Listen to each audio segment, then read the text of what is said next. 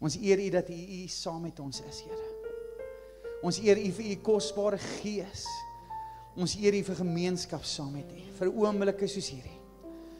Dankie, Here, dankie. Waardig is U om te ontvang al die lof en al die eer. Ons verlustig onsself in U teenwoordigheid. Ons verlustig onsself, Here, in U. Dankie, dankie, dankie vir U kosbare teenwoordigheid. Dankie. In die huis van die Here is U saam met my. Amen. Amen. Amen. Ek wil vra vir jou om saam met my, as jy jou Bybel by die hand het, oop te maak by Rigters 13. Gaan ons enkele verse lees en dan gaan ons oor na Rigters 16 toe. Die gedagte waaroor ek vanmôre met jou praat is, Samson se hare het weer gegroei. Samson se hare het weer gegroei. En ek vertrou die Here dat daar vanmôre in hierdie plek mense sal wees wie se hare weer groei. Amen. By wyse van spreke. Ek het al hoeveel keer gebid vir myne, maar dit wil nie werk nie. Kom ons lees saam. En toe die kinders van Israel weer doen wat verkeerd is in die oë van die Here, het die Here hulle oorgegee in die hand van die Filistyne 40 jaar lank. En daar was 'n man uit Soria, uit die geslag van die Daniete, met die naam van Manoag. En sy vrou was onvrugbaar en het geen kinders gehad nie. Maar die engel van die Here het aan die vrou verskyn en vir haar gesê, kyk, jy is onvrugbaar en het geen kinders gehad nie, maar jy sal swanger word en 'n seun baar. Neem jou dan nou tog in ag en drink geen wyn of sterk drank nie en eet niks wat onrein is nie. Want kyk, jy sal swanger word en 'n seun baar en geen skeermes mag op sy hoof kom nie. Want die seun sal van sy moederskoot af 'n Nasareër van God wees en hy sal Israel begin verlos uit die hand van die Filistyne. Vers 24 en 25. En die vrou het 'n seun gebaar en hom Samson genoem. En die kind het groot geword en die Here het hom geseën. En die gees van die Here het hom begin drywe in die laar van Dan tussen Soria en Estaol. Vers 16, vers 4. Daarna het hy 'n vrou in die dal Sorek lief gekry, wie se naam Delila was. En 18. Toe Delila sien dat hy sy hele hart aan haar bekend gemaak het, laat sy die vorste van die Filistyne roep en sê, kom hierdie keer op, want hy het sy hele hart aan my bekend gemaak. Toe kom die vorste van die Filistyne na haar op en bring die geld met hulle saam. En sy het hom op haar skoot aan die slaap gemaak en 'n man geroep en die 7 haarvlegsels van sy hoof afgeskeur. En sy het begin om hom te bedwing en sy krag het van hom gewyk. Toe sê sy, die Filistyne is op jou, Samson. En toe uit sy slaap wakker word, sê hy, ek sal vry uitgaan soos die vorige kere en my losruk, want hy het nie geweet dat die Here van hom gewyk het nie. Daarop het die Filistyne hom gegryp en sy oë uitgesteek en hom afgebring na Gaza en met koperkettinge gebind en hy moes maal in die gevangenis. Maar die hare van sy hoof het weer begin groei, sodra dit afgeskeur was. Tot sover tot die woord van die Here in ons hart vanmôre. Sekerlik een van die belangrikste attributes of karaktertrekke wat ons vind in ons lewe, in ons wandel met God en ook ons interaksie met ander mense, is die liefde. Daar's niks belangriker as om lief te hê nie. Inteendeel, God kom demonstreer dit vir onsself. En ons lees daarvan reeds in Johannes 3:16 dat God so lief gehad het dat hy sy enigste seun gestuur het vir jou en my sondes. Dan later lees ons in Johannes 14 dat die liefde van God, of ons liefde vir God, hom aantrek na ons toe. Luister wat sê hy. Jesus antwoord en sê vir hom, as iemand my liefhet, sal hy my woord bewaar en my Vader sal hom lief hê, en ons sal na hom toe kom en by hom woning maak. As iemand my liefhet, sal ek na hom toe kom en by hom woning maak. Inteendeel, dis liefde wat ons ook identifiseer en openbaar as kinders van die Here. Johannes 13:34 of 35 sê, hierin sal almal weet dat julle my disippels is, vanweë julle liefde onder mekaar. So dit is belangrik dat daar liefde moet wees, en sekerlik is dit een van die beste karaktertrekke en attributes wat enige mens kan hê vandag, is om lief te hê. Maar daar is soveel haat, soveel verkeerde goed in die wêreld aan die gang, dat 'n mens eintlik min mense vind wat regtig lief het. Is dit so? Maar saam met die liefde is daar twee ander elemente wat net soos die liefde, soos 'n goue draad deur die woord loop, en dit is vergifnis en restaurasie. Hierdie twee beginsels is so belangrik in ons Christelike lewe, dat ons nie daarvan af kan wegkom nie. En daarom is belangrik dat ons alreeds in ons vroeë lewe moet leer om te vergewe en om in vergifnis te wandel. Inteendeel, Jesus self kom sê dit vir sy disippels, hy leer hulle daar in Markus 11. En wanneer julle staan en bid, vergeef as julle iets teen iemand het, sodat julle Vader wat in die hemele is, ook julle heel oortredinge mag vergewe. Maar as julle nie vergewe nie, sal julle Vader wat in die hemele is, ook julle oortredinge nie vergewe nie. En dan kom hy in Johannes 20:23 en hy maak hom nog meer persoonlik. Hy sê, as julle mense hulle sondes vergewe, is dit hulle vergewe. As julle die mense hulle sondes hou, dan is dit gehou. Vergifnis is 'n twee-rigtingstraat. Wanneer ek en jy vergewe, vergewe God ons. Maar terselfdertyd, wanneer ons iemand anders vergewe, maak ons God se hand vry om met daardie persone te werk, om hulle ook te leer om te vergewe. En wanneer ons dinge teen mense hou, kan God niks doen in daardie geval nie. Want dit sê hier, wanneer jy dinge teen mense hou, dan word dit in die hemel ook gehou. En sonder vergifnis is daar geen hoop op 'n toekoms met God nie. En dit het God alreeds in die Ou Testament vir Israel geleer. In 2 Kronieke 7 lees ons daai baie bekende teksvers. En my volk oor wie my naam uitgeroep is, toon berou en bid en vra na my wil en draai terug van hulle bose weë af. Sal ek luister in die hemel en hulle sonde vergewe en hulle land laat herstel. In Lukas 7 kry ons 'n pragtige voorbeeld. Jesus is in hierdie gedeelte eet hy by 'n fariseer aan huis. Nou julle weet wie die fariseërs was. Hulle was die ouens wat gedink het dat hulle al die kennis inpag. Hulle was die ouens wat die synodes gehou het en wat die wette bepaal het, hoe ons moet leef en hoe ons moet wandel en so. Maar self het hulle dit nie gedoen nie. Maar hier eet Jesus by hierdie fariseer aan huis. En terwyl hulle aan tafel is, kom daar 'n baie stoute vroutjie ingestap.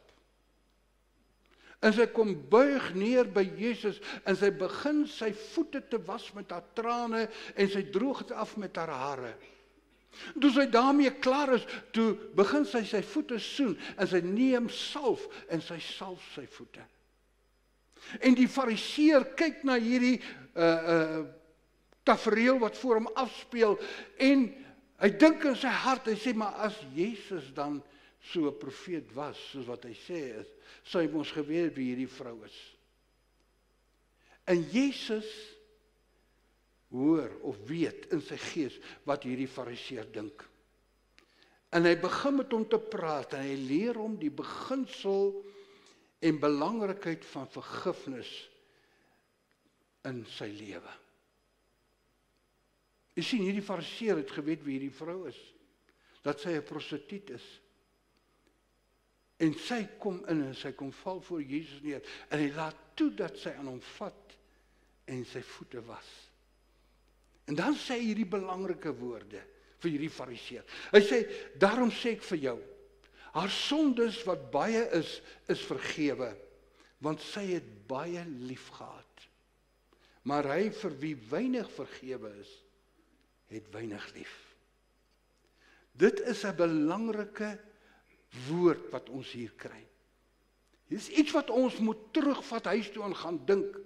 Hoe danig is my vergifnis? Want my vergifnis bepaal hoeveel liefde ek sal hê.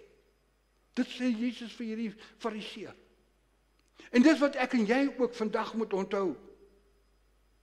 Dat ons vergifnis is 'n uitspeel, is 'n aanduiding van ons liefde wat ons het vir God, maar ook vir mekaar.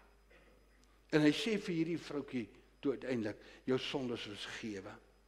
U sien hierdie vrou se trane en haar optrede, vir Jesus gesê sy het berou oor haar lewe. Berou oor die foute wat sy gemaak het, berou oor die sonde waarin sy geleef het. En eintlik kom vra sy vergifnis deur haar optrede. En hy gee dit vir haar en so begin haar wandel met God. En my geliefde in die Here, wanneer ek en jy in liefde wandel en leef, is vergifnis nie 'n saak nie. Is dit gemaklik, is dit maklik eintlik om te vergewe en vry te spreek, as ons in liefde leef en wandel. Maar wanneer ons nie liefde in ons hart het nie, is dit baie moeilik om te vergewe. Dan het ons hierdie wraaksugtige houding en ons het hierdie Engelse mooi woord, entitlement, dat ons geregtig is om op te tree soos ons optree. En weet jy wat?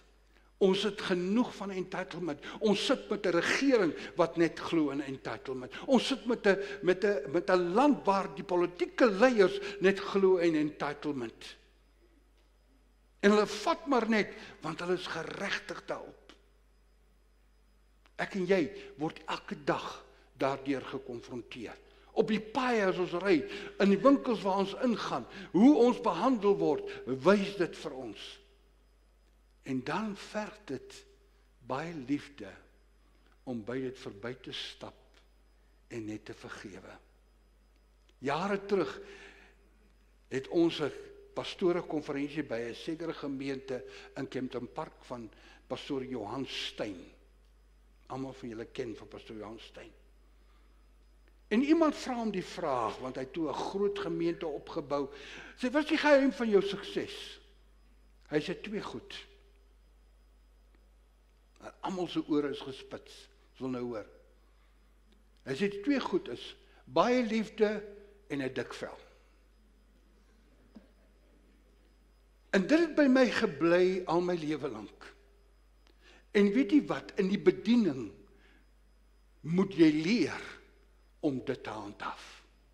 Jy moet leer om 'n dik vel te kry. Jy moet leer om by goed verby te stap. Jy moet leer om doof te bly vir sekere dinge. En net in liefde voort te gaan. Al is dit baie keer baie moeilik. Jy sien, as ons wil bereik wat God wil hê ons moet bereik, en ons wil wees wat God wil hê ons moet wees, dan sal daar vergifnis en restaurasie in ons lewe moet plaasvind. Ek dink aan Dawid. Hy oortree met Batseba en hy betaal 'n duur prys daarvoor. Sy kind sterf. Jy sien, daar's altyd gevolge, negatiewe gevolge vir sonde. Altyd negatiewe gevolge as ek en jy verkeerd optree. Maar Dawid gaan na die Here toe en hy vra vergifnis. En die Here herstel hom, hy restoreer hom en hy word een van die beste konings wat Israel nog ooit gehad het. As gevolg van hierdie feit dat hy hom nie self probeer verontskuldig het nie, dat hy nie homself probeer verskoon het en fout by iemand anders te gesoek het nie, maar dat hy gaan erken het, ek het oortree, vergewe my asseblief. Hy het met liefde in sy hart gelewe. En daarom kon hy vergewe. Inteendeel, Dawid het soveel liefde in sy hart gehad, dat op 'n stadium het hy liewer gevlug vir sy seun Absalom, as om teen hom te veg. Hy het die reg gehad om teen hom te veg. Jare terug het 'n sekere man 'n boekie geskryf met die titel van A Tale of Three Kings. En die man se naam is Edwards, het die boek geskryf. En in hierdie boekie vertel hy die verhaal van die 3 konings. Van Saul, Dawid en Absalom. En nou staan Dawid net voor hy uit Jerusalem uit gevlug het. En sy raadgewer, die profeet wat altyd saam met hom gewandel het, vra vir hom nou, hoekom vlug jy? Jy het die reg om te staan, teen jou kind te draai. Jy het die reg om hom teen te gaan. Jy het die reg om teen hom te veg vandag. En Dawid sê hierdie woorde, en die man sê dit in Engels. I was not an Absalom for Saul. I won't be a Saul for Absalom. Ek was nie 'n Absalom vir Saul nie. Maar nou hoor ek het nie agteraf gewerk en sy koningskap probeer steel deur allerlei slim plannetjies nie. Hy sê en daarom sal ek ook nie 'n Saul vir Absalom wees nie. Want hy moes vlug vir Saul. Hoe het Saul hom vervolg? Die Bill Gators het jare terug 'n lied geskryf en gesing met die titel van Something Beautiful. En in daai lied is daar 'n sinnetjie wat hulle sê, when we give him our brokenness and strife, he turns it around and makes something beautiful of it. Dis God se plan met jou en my. Dat hy vandag wil hê ek en jy moet in die liefde wandel. Liefde wat een van die vrugte van die Gees is. Weet jy, ons het al die jare in die Pinksterkerke so klem gelê op die gawes, Pastor Jacques. Ons het geklem gelê by gawes. Ons moet profeseer, ons moet taal hê, ons moet uitleg hê. En dan vergeet ons die vrug. En die woord van die Here leer vir ons dat geen gawe kan goed funksioneer sonder die vrug nie. Die vrug is die belangrikste. Inteendeel, dis waarom ons die hoofstuk van 1 Korintiërs 13 kry tussen die 2 hoofstukke oor die gawes van die Heilige Gees in die Bybel. Dis die verbinding tussen die 2. Watter gawes is daar en hoe moet hulle opereer? Die liefde kom tussenin. Dis die belangrikste elemente wat ons ook vier wanneer ons nagmaal hou. Wanneer ons Paasfees gaan hou oor 'n paar weke, is dit die kern van Paasfees, is die liefde wat God vir ons gehad het om sy seun te gee. En hoeveel liefde het ons? En daar's 'n paar beginsels wat ek net gou wil uitlig. En die eerste een is, vergifnis is die basis van restaurasie. Voordat enige restaurasie of herstel in jou en my lewe kan plaasvind, moet daar vergifnis wees. Ek gaan terug na die verhaal van Samson. Samson was hierdie rigter, hierdie sterk man, hierdie held. En God maak hierdie belofte aan Manoag se vrou. Sy sal 'n kind kry want sy was onvrugbaar. En dan het hy sekere bepalinge. Hy sal 'n seun wees. Hy sal van geboorte af 'n Nasareër wees, maar nou oor hy sal toegewyd aan die Here wees. Dit beteken hy sal 'n algehele onthouer wees. Hy sal nie eers die vrug van die druiwestok eet nie, maar hy sal nie eers 'n druif eet nie. Sy hare mag nie geskeur word nie. Hy mag nie naby 'n dooie kom nie en hy mag aan niks raak wat onrein is nie. Dis die bepalinge as 'n Nasareër. En aanvanklik het Samson daardie beginsels gehandhaaf.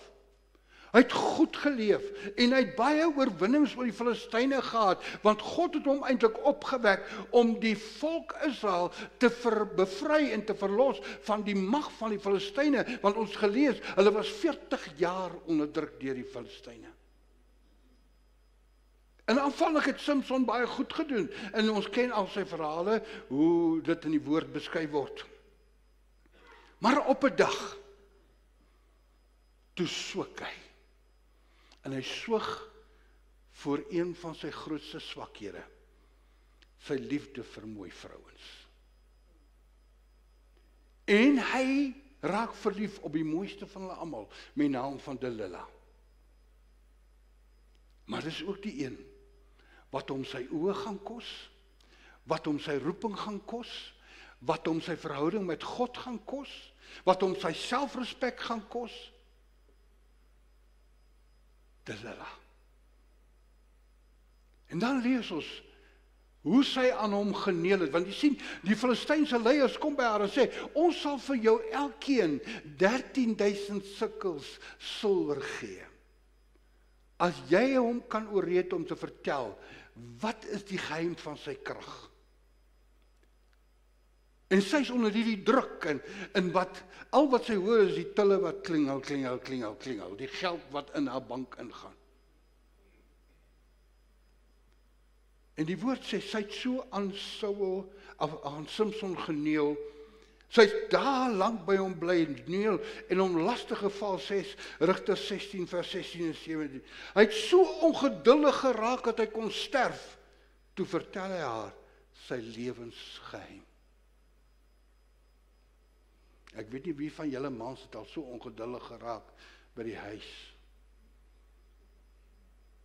dat julle sommer julle hele bankrekening leeggetrek het en vir haar als gegeet het.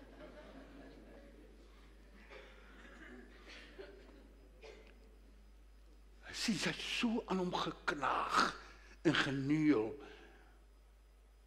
en hom heeltyd beskuldig dat hy nie lief genoeg is vir haar nie. En toe hy die geheim van sy krag aan haar bekend maak, roep sy die Filistynse leiers en sê, bring jy geld. Hy het my sy geheim vertel.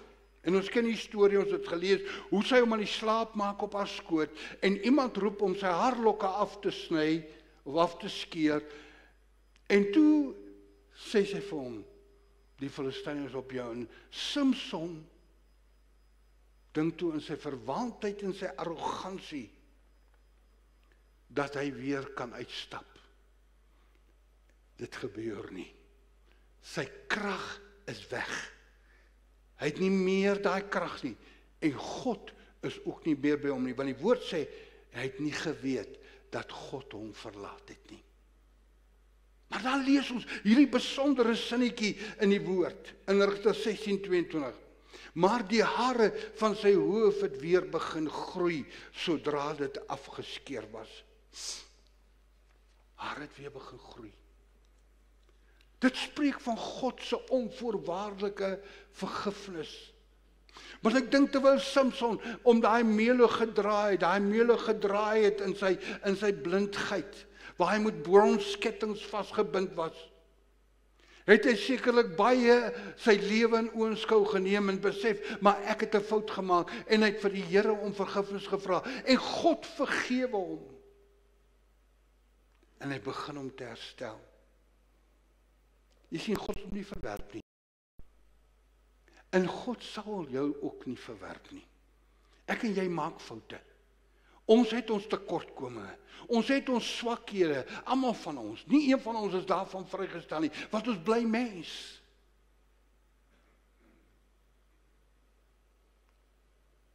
Taksies maak ons kwaad. Die entitlement van die mense in die winkels maak ons kwaad. Ons sukkel vandag met elektrisiteit en watervoorsiening as gevolg van daai entitlement. Maar dit is juis in daardie tyd wat ons die gesindheid van Christus moet openbaar en kan vergewe en kan vryspreek. En toe op 'n dag, toe roep Samson tot die Here in Rigters 16:28. Toe roep Samson die Here aan en sê, Here, Here, dink tog aan my en versterk my tog net hierdie een keer, o God, dat ek my oor een van my 2 oë op die Filistyne kan breek. Is nie Samson gebroke, nie meer die forse man wat hy was, miskien nog fisies fors, ja, want hy het die meule gedraai. Maar hy het nie meer enige kontak met sy eie mense nie. Hy's 'n gevangene Hy is verneder. En God is ook nie naby aan hom nie, sê die woord. En tog hier gaan staan hy tussen daai twee pilare van die tempel, want hulle wil hê, Samson moet hulle kom vermaak, en min het hulle geweet, dis God se manier om 'n laaste wraak oor hulle uit te oefen, oor wat hulle aan sy volk gedoen het. En dan bid hy vir die Here vir genade. En God herstel hom vir daai een keer, om 'n laaste oorwinning oor die Filistyne te haal. En weet jy wat? Dis hoe God met jou en my ook werk. God het nog nooit teruggegaan op sy woord nie. In Psalm 50:51 sê hy, roep my aan in die dag van benoudheid. Ek sal jou uithelp en jy moet my eer. God is daar, hy staan gereed om jou en my te help. As ons net roep na hom. En God wil weer ons hare laat groei, by wyse van Spreuke, as ons bereid is om die pad van vergifnis te stap. Ek het Vrydag 'n vroutjie begrawe, wat 'n vriendin van ons was. Inteendeel, hulle hele gesin is vriende van ons. Sy het 3 kinders gehad, 2 dogters en 'n seun, of het hulle nog steeds. En dit was my voorreg om die 2 dogters in die huwelik te bevestig. Die seun was 'n vriend en is 'n vriend van ons seun. Hulle was saam beskool, hulle was saam stout. Ons het saam oor hulle gebid, saam bekommerd gewees, saam in die nagte wakker gebly en wonder wanneer kom hulle huis toe. Weet, dit gebeur nie meer vandag nie. Julle is mos mooi daar by julle huise. Maar sy het kanker gekry. En sy het 'n hele paar jaar aan die kanker gely. En verlede maandag was dit haar tyd om te gaan. Die Here haar kom haal. En Vrydag met haar gedenkdiens, toe hoor ek hierdie getuienis van haar. So jaar gelede was sy ook baie siek en sy het die Here gevra, asseblief, ek wil huis toe gaan. En een môre terwyl sy met die Here besig is, of die nag terwyl sy met die Here besig is, toe praat die Here met haar, sê, ek kan jou nie kom haal nie. En sy vra die Here, hoekom nie? Hy sê, jy het nog onvergifnis in jou hart. Sy sê, Here, maar wie is daar, wat ek nog nie vergewe het nie? En sy sê, vir die dame wat dit vir my vertel het, die Here se hand gaan so op, en in die hand is daar 'n foto van 'n persoon. En sy besef onmiddellik, dit is so, sy het nog nie hierdie persoon vergewe. En sy vergewe, en daai persoon spreek haar vry. In die volgende moment hou die Here nog 'n foto op, van 'n tweede persoon. En dieselfde proses, vergewe en spreek vry. En toe 'n derde keer, lig die Here sy hand op, en daar's 'n foto van haar eie ma, in haar handpalm. En hy vrou breek op, en sy vra die Here om haar te vergewe. En toe sy klaar daar is, toe kom die Here se hand en hy vee daai foto's so af. En hulle is weg vir altyd. En daai vrou het daar reg gemaak met die Here en vergifnis gekry. En geliefde in die Here, dis die vergifnis wat God vir jou en my ook wil gee. En wil hy ons moet ook verander gee. Want jy sien, wanneer God ons restoreer, dan doen hy dit omdat daar 'n bepaalde funksie is wat hy wil hê ek en jy moet vervul. Hy het ons nie maar net geskape om 'n plekkie vol te maak nie. Nie, ons is geskape vir 'n spesifieke taak en rol in hierdie lewe wat ons moet vervul. Ek het gedink ek is klaar met bediening toe ek afgetree het 7 jaar gelede, maar my vrou sê nou die dag vir my, sy sê jy's meer besig as wat jy voorheen was. Ek sê, prys die Here, want dit is al wat ek kan doen. Ek is nie elektriesien of 'n loodgieter, ek my hande kan werk nie. Ek kan net die woord vashou. Want die Here het Samson se hare weer laat groei, omdat hy 'n laaste funksie gehad. Jy sien, God se plan was met Samson om die Filistyne se juk te breek, om sy volk te bevry van die druk, van die verdrukking wat die Filistyne op hulle geplaas het. En daarom laat hy Samson se krag weer groei. Luister my geliefde, wanneer ek en jy 'n verkeerde afdraai pad in die lewe maak, stop God se plan nie in ons lewe nie. Dit kom nie tot stilstand nie. Nee, God sal maniere vind om jou en my weer terug te bring, dat ons weer kan vervul wat ons moet doen. Die plan wat hy vir ons het, te kan vervul in ons lewens. En jy sien, jy vang God nooit onverhoeds of onkant nie. Hy is altyd gereed om te help. Inteendeel, Jesaja sê vir ons, die Here staan gereed om my te verlos. Hy's daar. En so staan Samson tussen hierdie twee pilare, en hy bid vir die Here vir genade, en God gee hom 'n laaste bietjie krag, en hy trek daai pilare in mekaar. God herstel sy krag, want sy hare het weer gegroei. En die woord sê, Samson het met sy dood, daar in vers 27 van Rigter 16, hy het met sy dood meer mense doodgemaak as in die lewe. Meer. God gee my krag vir 'n laaste funksie. Ek haas my. Ek dink aan Dawid. As ons vandag oor Dawid praat, dan is daar 'n paar mooi goed wat ons onthou. Ons onthou 'n koning wat baie lief was vir die Here. Ons onthou 'n musikant wat soveel psalms en liedere geskryf het, dat as hy vandag sou geleef het, sou dit seker op die top 10 gewees het, Pastoor Jacques. Ons lees van 'n profeet wat mense se lewens beïnvloed het. En dan lees ons ook van 'n held wat 'n oorwinning behaal oor Goliat, en ons lees van 'n jong man met 'n onblusbare passie en liefde vir God. Voorwaar 'n wonderlike getuigskrif. Ek dink enige maatskappy sal vandag so 'n jong man in diens neem as hulle hom in die hande kan kry. Maar dan lees ons van ander attributes. Ons lees van 'n sondaar wat by 'n getroude vrou slaap. Ons lees van 'n moordenaar wat reël dat haar man vermoor word. Ons lees van 'n eggenoot wie se vrou hom verag het. Dink aan Michal, Saul se dogter, wat toe Dawid die ark inbring in Jerusalem, en hy dans voor die ark, dat sy deur die venster kyk, en die woord sê, sy het hom verag in haar hart. Hy het nie 'n verhouding met haar gehad nie. Maar so 'n man met 'n disfunksionele gesin, sy eie kinders kom in opstand teen hom. Absalom wil sy koningskap steel. Sy ander seun Amnon verkrag sy eie stiefsuster.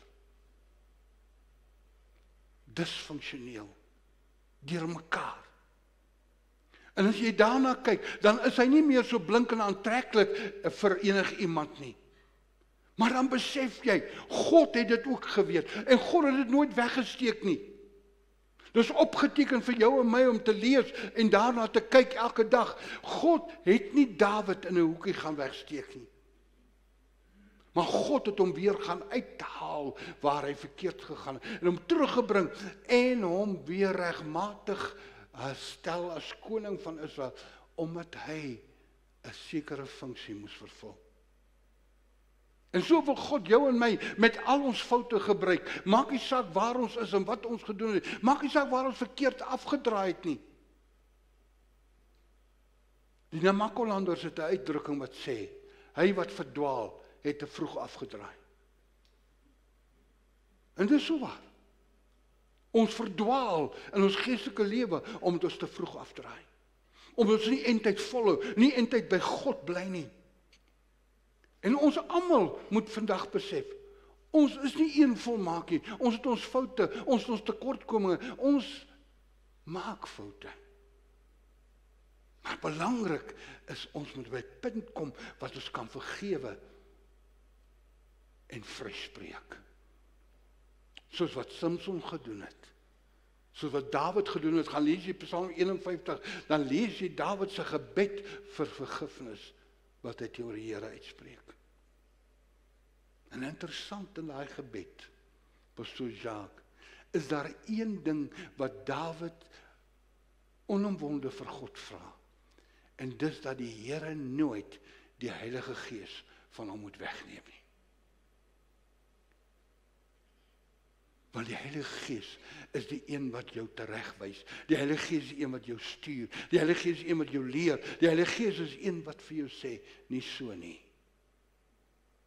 En daarom kan hy in Psalm 23 skryf, daar vers 3, hy gee my krag. Of hy gee my nuwe krag, sê die nuwe vertaling van die Bybel. In die Engels en NIV, New International Version, sê he restores my soul. En die Amplified sê dit so mooi, he refreshes and restores my life. Hiermee sê Dawid vir ons, God het hom vergewe. God hom vergewe vir sy foute, God hom vergewe vir sy tekortkomme, maar hy moes ook eers vergifnis uitdra. En dit kan net gebeur, omdat hy lief gehad het, omdat hy God gelief gehad het. Ek en jy word vandag gekonfronteer met ons liefde. Ons liefde vir God, ons liefde vir mekaar. Hoe het ons liefde hierdie afgelope week in ons lewens uitgespeel? Hoe het ons hierdie week met mense omgegaan? Kon mense in ons lewens sien dat ons kinders van die Here is? Kon hulle die liefde van die Here in ons lewens aanvoel? Kon hulle voel dat ons regtig waar vir hulle omgee? Hoe het jy opgetree teenoor daai taxi wat voor jou ingery het? Jy het vir my vinger gewys om 'n soentjie gegooi. Maak 'n verskil.